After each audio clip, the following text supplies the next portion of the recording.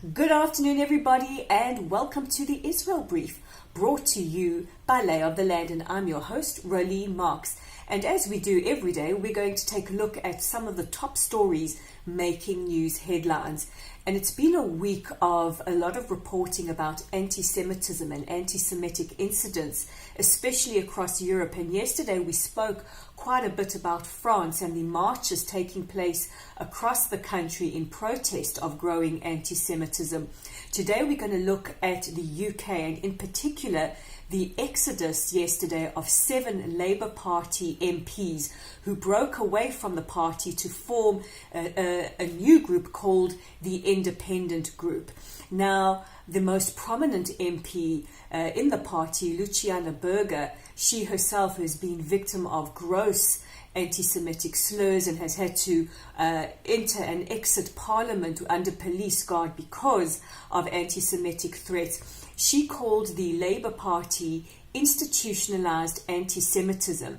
Now today, yet another Labour MP has broken away from the party and has joined the Independents, as well as 3 Conservative Party members. Now, while the Conservative Party members might have joined more because of the Independent stance on Brexit, the core issue here is the fact that anti-Semitism has become so ingrained in the UK Labour Party that it has become untenable, and also the reluctance of party leader Jeremy Corbyn to acknowledge it or do anything concrete about it.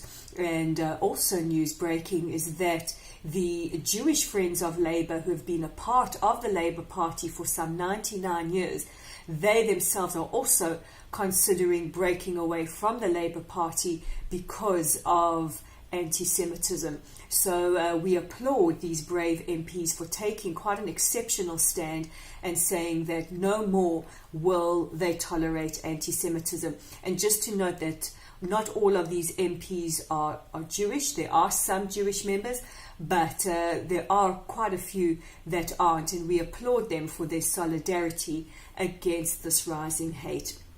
Now, looking more locally to the Palestinian Authority, and the Palestinian Authority announced today that they will be refusing all tax money that is paid to them by Israel. And they say this is due to Israel cutting some $140 million in funding, which they use towards terrorist salaries, or what they call the Martyrs Fund. We call it Pay for Slay, and the perpetuation of the economy of terror. Now, it does beg the question, and this was brought up on my radio slot on Chai FM in South Africa yesterday, is what about the people who should benefit from receiving this money? And that is the Palestinian civilians.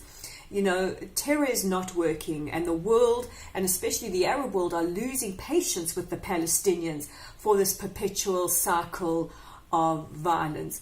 Now, if we could talk to them, we would say, imagine what you could do with $140 million if you didn't pay it in terrorist salaries. That money could go towards building the much needed institutions and creating jobs that would help many Palestinian civilians not live in the dire straits that they do. And we hope that the international community starts to pressure the Palestinian Authority and say, you know what, end this pay for slay and start looking after ordinary civilians.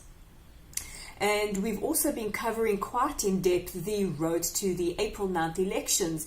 And I have to ask the question, is this election becoming the most unpredictable and most interesting election that Israel's had in a long time? Anybody who's a fan of the TV show A Game of Thrones could quite relate to what's happening here. And the trend seems to be these unity pacts between the different parties. So we have known that over the last couple of weeks, the centrist or centre-right Yesh Atid, as well as the new party Hosel Israel, led by the former IDF chief Benny Gantz, they've been in talks to merge.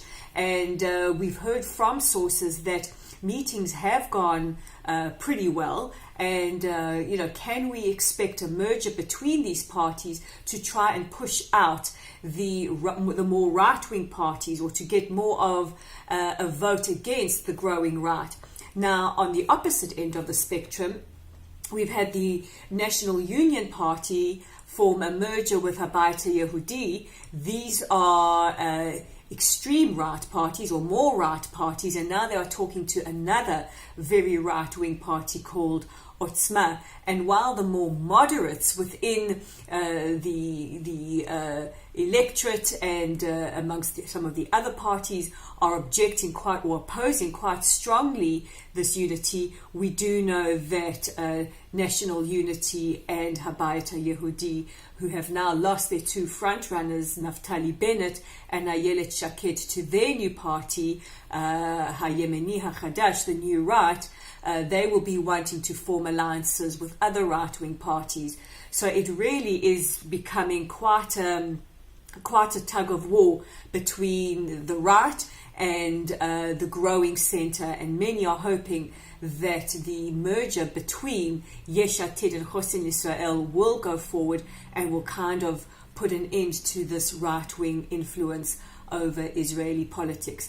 So it's completely unpredictable. We don't know what's going to happen. What I do know for sure that it is definitely an election to watch. And don't forget that the Israel Brief is brought to you by Lay of the Land. Check out our content on www.layoftheland.online. That's www.layoftheland.online. And today you can read all about Israeli think tanks. How much of an influence do they have on formulating policy? That is an article written by Bev Goldman. And it's very, very interesting. It's up on our site and you can check it out there, or check it out on Facebook, and you can like or follow us at Lay of the Land, or more easy to find, Lotl site, LOTL site. And don't forget that you can subscribe to receive your daily edition or your daily news updates by clicking on the subscribe button below, or on the little bell icon as well. So I'm Rolee Marks. This is today's edition of the Israel Brief, and we will catch you tomorrow.